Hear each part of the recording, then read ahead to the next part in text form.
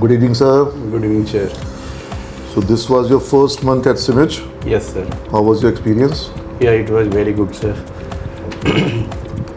Like in which batches you are going, sir? Yeah, sir. Tell me about the batches in which you are taking classes. Right now, I am taking batch in BCom second year, second sem, and BBA fourth sem, BCom fourth sem, और BCom fifth sem, and BBA sixth sem, batch 1, BBA batch 2, sixth sem. आपने जो मुझे videos भेजे हैं yes sir. आपके classroom activities के मैं देख रहा हूँ. बिल्कुल सर. ये ओल्ड टैक्स डिजाइन किस चीज़ का है ये? ओल्ड टैक्सरिज्म अभी से जैसे एक डिफ़ॉल्ट टैक्सरिज्म है जिसमें सबसे पहले तो सर आप एक चीज़ समझिए सर. आपने यहाँ पे BCom professional second sem student लिखा, एक्टिविटी है जो भी लिखा, ठीक है. एक तो ये एक्टिविटी मत लिखिए. आपको ये बच्चे प्रेजेंटेशन दे रहे हैं जिनका पीपीटी है. Yes sir. पीपीटी. तो ये लिखिए पीपीटी प्रेजेंटेशन. अच्छा ठीक है. हो सके तो स्टूडेंट का नाम दीजिए. बिल्कुल. और फिर किस टॉपिक पर है वो लिखिए. Activity by BCom second sem student, this is not revealing, this is hiding many things. Topic hide हो रहा है, एक्टिविटी है क्या वो हाइड हो रहा है. ठीक है. तो ये एक्टिविटी आप लिखिए ना. पावर पॉइंट प्रेजेंटेशन है उनका, किस टॉपिक पर है, टॉपिक लिखिए सर. ठीक है. महीना में आप 5-10 ठो ही एक्टिविटी अपलोड करते हैं, तो ऐसा नहीं कि आप उसको लिख नहीं सकते हैं, है ना. तो वो लिखा रहना चाहिए. Today we are here to do an activity. You are below 60 years and you are a resident, and this will be your tax rate. So Actually, just like income tax का जो नहीं, जस्ट लाइक हम ये बताना चाहेंगे sir. ये दोनों बच्ची जो है बीकॉम सेकेंड सेम क्या एक ये अपना इशू लेके आई है. पूरा पढ़ देखेंगे ना तो बताएगी ये कि टाटा कंपनी में मेरी टैक्सेबल इनकम इतना है, और ये एज ए रोल सीए का कर रही है, तो एज ए कंसल्टेंट. तो ये इसके पास आई है कि मुझे बताइए आप मुझे कितना टैक्स देना. एक तरह से रोल प्ले है ये. या रोल प्ले. तो फिर ये पीपीटी नहीं है, रोल प्ले है सर. रोल प्ले पीपीटी के थ्रू की है. या फिर इसमें आप ये कह सकते हैं कि tax calculation done by student. या डेफिनेटली. हाँ, ये लिखिए आप. डेफिनेटली. तो ये पीपीटी के थ्रू की है. या फिर tax analysis in comparison between old regime and new regime. अभी ओल्ड रिजिम न्यू रिजिम में कंपेयर नहीं किया सर. खाली ओल्ड रिजिम को ही कर रहा है. अब हम न्यू रिजिम बताएंगे ना तो कंपैरेटिवली हम लोग बताएंगे कि ओल्ड रिजिम में किसको जाना चाहिए, न्यू रिजिम में किसको जाना चाहिए. ठीक है. तो कंपैरिजन वाला वीडियो बनाइए सर. हाँ. अब सर एक्चुअली ज़्यादा टाइम हमको नहीं मिल पाया. हम ये सब नहीं सर. ये टाइम जिसको नहीं मिलेगा वो भी कर लेगा. कई बार बहुत टाइम होने पर भी नहीं हो पाएगा सर. ये वाला जो है ना, ये भी हम 27 हो आफ्टर होली जो है, हम समझ गए. होली के बाद बच्चे कम आए हैं. हाँ. और वो जिसको करना था सर, बीबीए को हम बढ़ा रहे थे, तो अचानक से वो स्टडी लीव पे चला गया. क्योंकि हम फिर एक चीज़ और यहाँ पे भी मेरा एक कॉन्सेप्ट दिमाग में रखिए सर. बिल्कुल. जिसको बच्चे को करना है ऐसा कंसेप्ट लाइए ही मत. जो नहीं करने वाला बच्चा है ना, उसको हमको करवाना है. हमको सर आइडिया नहीं था कि 27 आफ्टर होली जो है ना वो स्टडी लीव पे चला. वो ठीक है, बट आप स्टूडेंट पे डिपेंडेंट नहीं हो सकते हैं. नहीं. आप बैच को पकड़िए. दूसरा, आपने इस बार इस बच्चे को मौका दिया, अगली बार इसको मौका नहीं देना है. अगली बार किसी और को या इसको दे रहे हैं ठीक है, लेकिन हम और को भी लाएंगे. जब तक हम क्लास में एक इंक्लूसिव इन्वॉल्वमेंट नहीं बनाएंगे, मैक्सिमम पार्टिसिपेशन इंश्योर नहीं करेंगे, तब तो फिर ये एक्सक्लूसिव कुछ बच्चों का मामला बन के रह जाएगा. बिल्कुल. तो ये लड़की तो हर बार करती है, ये लड़का हर बार करता है, बाकी बोलता है हमको क्या करना ये करेगा. ये सबका मंच है, सबका मौका है, सबके लिए ये लर्निंग है.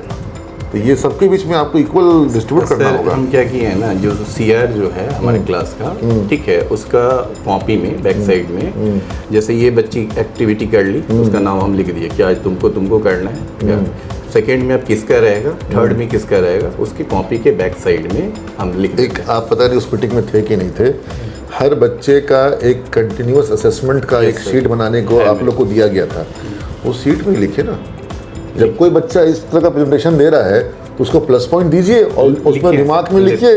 तो फिर सीआर की रोल कहाँ है. आपकी अपनी शीट ही बोलेगी कि इस बच्चे ने प्लस पॉइंट भी मिला और क्यों प्लस पॉइंट मिला वो भी लिखा हुआ है सर. तो बस तो फिर वही शीट काफ़ी है. हाँ, मेरे पास है. सीआर आया नहीं आया उससे क्या मतलब है. आप खुद ही अपने पास रिकॉर्ड लेके चल रहे हो हर एक बच्चे का, प्लस पॉइंट भी और माइनस पॉइंट भी। अगर कोई क्लास में आपको डिस्टर्ब किया, बच्चा तंग कर रहा है, डिसिप्लिन कर रहा है, तो उसका नाम पे क्या इनडिसिप्लिन है माइनस पॉइंट लगाइए, किस लेवल ऑफ इनडिसिप्लिन है उस हिसाब से उतना -1 से -5 करिए और फिर उसका लिखिए रीज़न। ठीक है, वैसे ये बच्चा अगर अच्छा कर रहा है, मेहनत कर रहा है, तो इसको +1 से +5 में करिए और फिर रीज़न लिखिए कि आखिर इसको क्यों हम कर रहे हैं। तो इस तरीके से होगा सर। बिल्कुल। एक और होगा सर, इसके पहले ये लड़की पूरा स्लैब को पूरा इंटरप्रेट किया। ये ठीक है, बच्ची अच्छी है, लेकिन बच्ची का नाम आप डालिए अच्छा। और एक्टिविटी जो है उसको डालिए। समझ रहे हैं सर? बिल्कुल, अगले बार एक्टिविटी बाई बीकॉम नहीं, ये बीकॉम थोड़ी ना है, शी इज इंडिविजुअल नेम इसका भी है। बिल्कुल। इसका एक बच्ची का नाम भी है, इसके नाम को हाईलाइट करिए। एक चीज, एक और मेरे से गलती हुई। अब इसके पेरेंट्स देखेंगे, इसका कोई भाई बहन देखेगा, कोई पड़ोसी देखेगा, तो उसको वो खुशी नहीं मिलेगी जब नाम नहीं आया बच्ची का। एक और चीज़ हमको करना है सर, थंबनेल भी डालना है हमको। हमने डाले नहीं है आप? हम एक में डाले थे, बाद में हमको थोड़ा नहीं, आपको पता, और लोग भी बताए होंगे थंबनेल डालना जरूरी है। डाल दिए तब पता चला सर, फिर हम सोचे नहीं, एक में जरूरी हम है। डाले हैं सर, वो जरूरी है। हम अगले बार से श्योर। सर, मेन चीज़ जो हम आपसे समझना चाह रहे हैं कि जो हम लोग की बात हुई थी शुरुआत में कि प्रैक्टिकल वे में बच्चों को हम लोग पढ़ाएंगे, जिसमें कि हम उनको कंप्यूटेशन सिखाएंगे, हम उनको अलग अलग तरीके से किस तरह का इम्पैक्ट पड़ेगा या कैसे सेविंग करनी है टैक्स की, ये सब तरह की चीज़ों को डिस्कस करेंगे। ये काम हो पा रहा है कि नहीं हो पा रहा है? सर, इनिशियल स्टेज में हम उन चीज़ों को जो प्रोविजंस वगैरह है, ठीक है, उन चीज़ों को हम प्रैक्टिकल वे में डायग्रामेटिकली हम स्टूडेंट को समझाते हैं।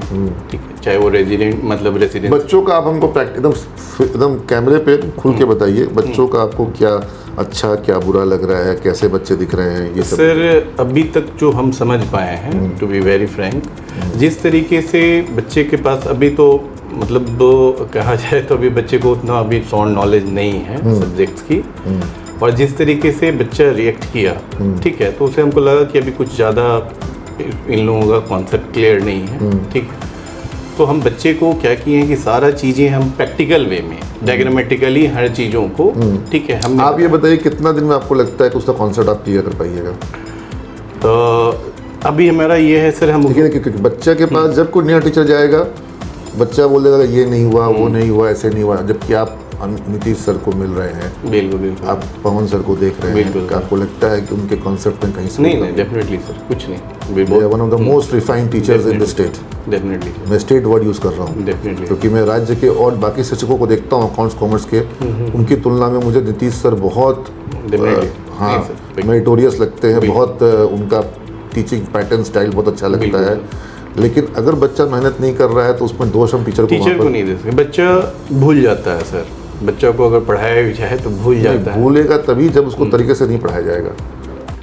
अगर उसको इंटरेस्ट क्रिएट कर दीजिएगा और उसको मतलब अगर जिस बच्चे को इंटरेस्ट, देखिए हर किसी का हम 100% का गारंटी नहीं दे सकते हैं, प्रयास कर सकते हैं, लेकिन 100% के चक्कर में तो क्लास आगे बढ़ ही नहीं पाएगी। बिल्कुल, क्योंकि बहुत से बच्चे ऐसे हैं जो क्लास में कभी आ नहीं रहे हैं, एब्सेंट हो जा रहे हैं, तो आप उनके चक्कर में बाकियों को भी रोक के रखेंगे तो फिर तो वो क्लास में वो जो इंटरेस्ट ले रहा था उसका इंटरेस्ट भी खत्म हो जाएगा। बिल्कुल सर। तो लेकिन फिर भी जिस बच्चे से बाहर वो लड़की को आप देख रहे हैं, तो मुझे लग रहा है कि वो लड़की इंटरेस्टेड लड़की है, वो बच्ची इंटरेस्टेड है।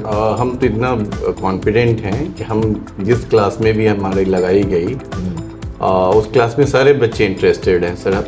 सारे बच्चे इंटरेस्ट लेते हैं। हम इवन जीएसटी की क्लासेस ले रहे हैं। तो हम कब क्लास में आकर के बच्चों का एक छोटा सा इंटरेक्शन या टेस्ट या असेसमेंट अपने स्टाइल में कर सकते हैं?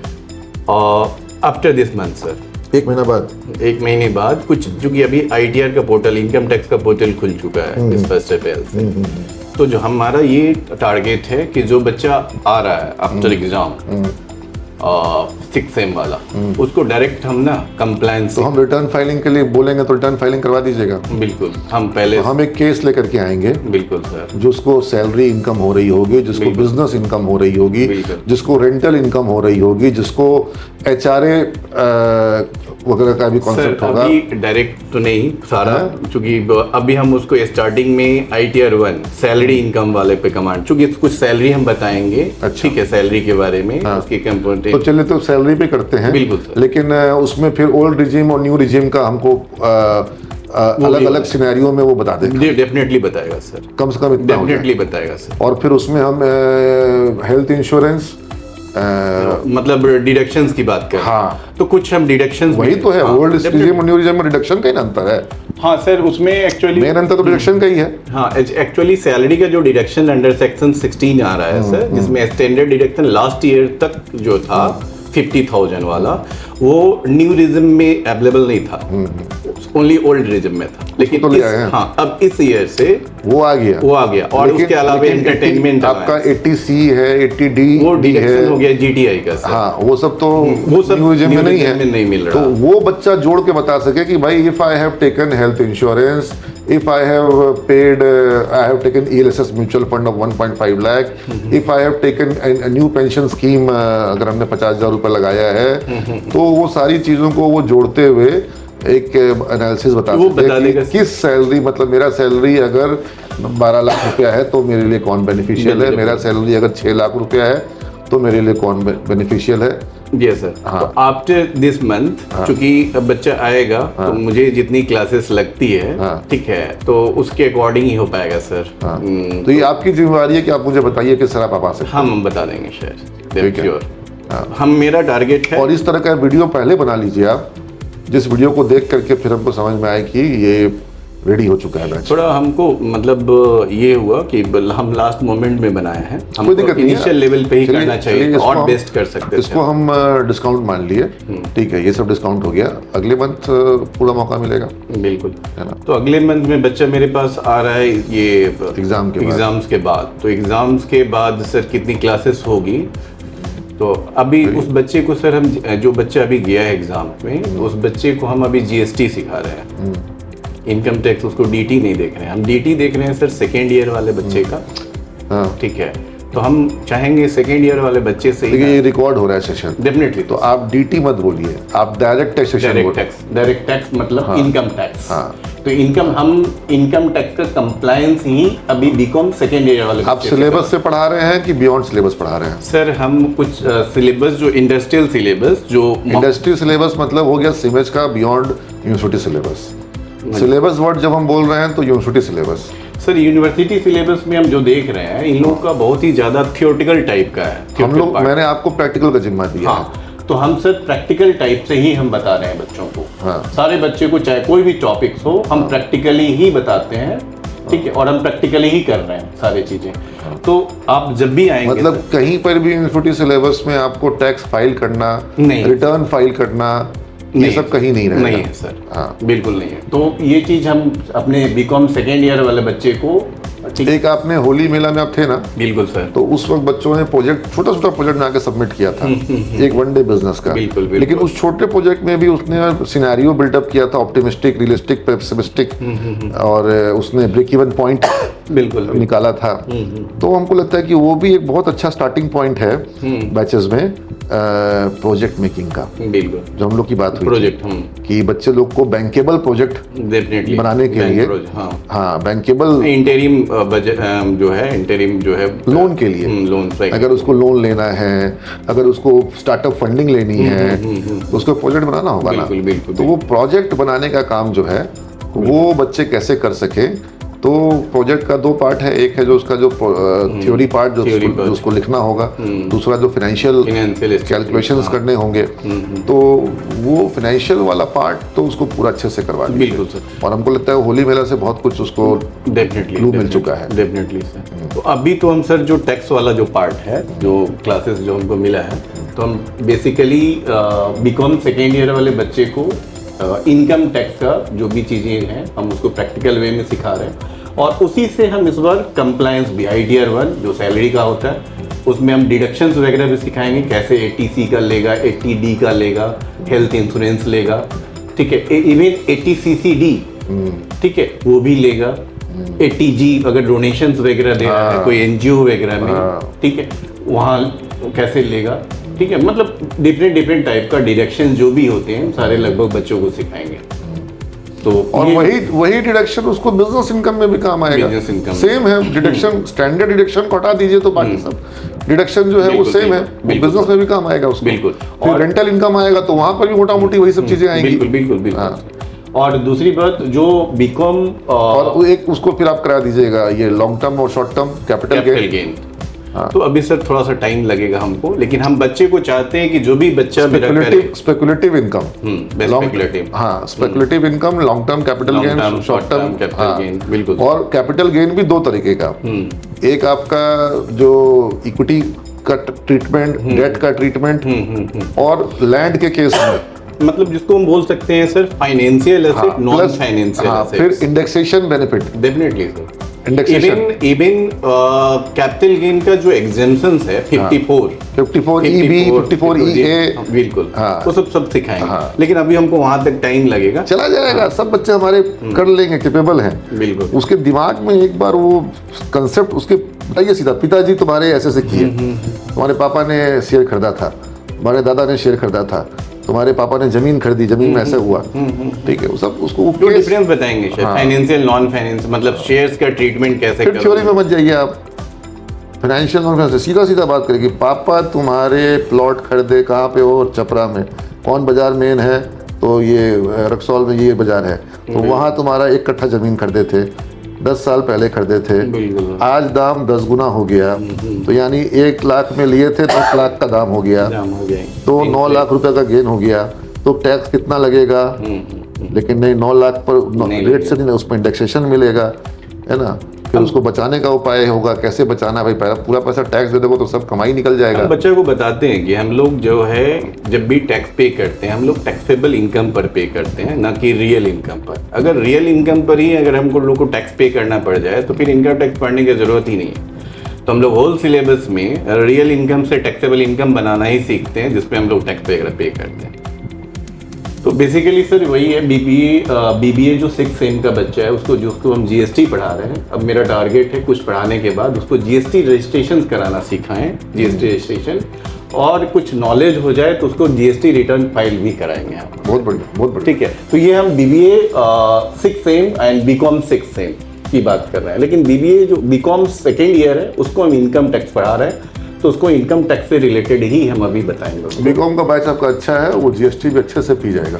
अच्छा, एकदम अच्छे, आपको ये बीकॉम बैच में कुछ बच्चे आपको लगे होंगे बढ़िया सीरियस बच्चे हैं। बच्चा अच्छा है सर, ये सब जो स्टूडेंट जो मिला है हमको सर, सारे बच्चे अच्छे हैं इसमें। और ऐसे ही आपको पीजीडीएम में भी कुछ बच्चे हैं जो कि अच्छे हैं। अभी तो वहाँ हमारी क्लास नहीं, एक दिन बीबीएम की सर नीतीश सर की क्लास थी, तो हमको भेजा गया था, वो शायद 2 दिन कुछ कॉलेज वगैरह का जो यूनिवर्सिटी का एग्जाम था, तो उस क्लासेस में I think BBM second year का बच्चा था।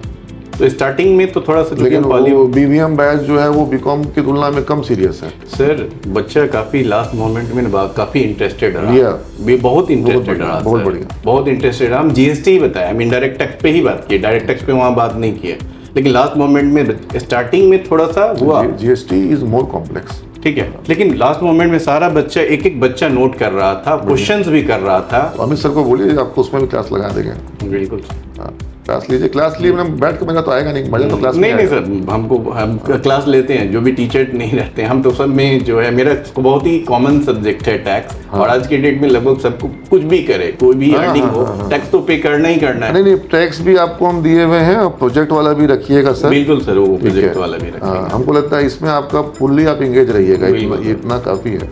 तो अभी मेरा है सर ना, जैसे नीतीश सर से भी बात हुई थी मेरी, तो वही बोले थे कि सर अभी जीएसटी वाला जो है वो थोड़ा सा थियोरेटिकल टाइप का है, मतलब जो प्रोविजंस वगैरह है, बच्चे को सप्लाई क्या होता है, गुड्स कहाँ लग रहा है, ये वो सब क्लियर करने के बाद जब बच्चा अबर आएगा ना, तो वर्कशॉप टाइप का जिसमें हम लोग जीएसटी रजिस्ट्रेशन और रिटर्न वगैरह, इनपुट और आईटीसी वगैरह, बिल, सर वो सब तो थोड़ा सा आगे का हो गया। पहले तो हमको अभी जीएसटी रजिस्ट्रेशन सिखाना है, क्या क्या डॉक्यूमेंट चाहिए। जब तक ई वे बिल नहीं रहेगा तब तक 50,000 माल निकलेगा ही नहीं। बिल्कुल सर, ठीक है सर, ठीक है sir, thank you sir, thank you.